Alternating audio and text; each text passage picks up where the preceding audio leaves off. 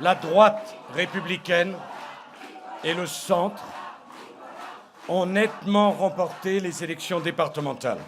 Une vague bleue mais pas marine. 2 départements sur 3 seront à présent contrôlés par l'UMP.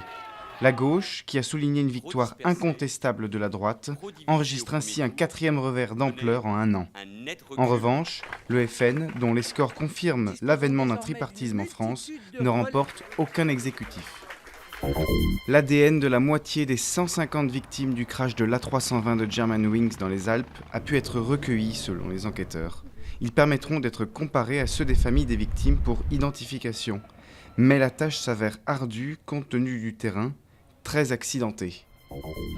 La Sierra Leone lève les mesures de confinement imposées pendant 3 jours à toute sa population, la 2e fois en 6 mois, pour couper les chaînes de transmission du virus Ebola, qui a déjà fait plus de 3700 morts dans le pays.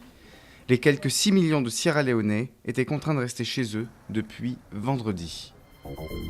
Sanctionner les prostituées ou leurs clients ? Le débat démarre au Sénat où sera examinée une proposition de loi visant à renforcer la lutte contre la prostitution. Des mesures auxquelles s'opposent de nombreuses travailleuses du sexe qui ont défilé ce week-end à Paris pour s'opposer à toute pénalisation.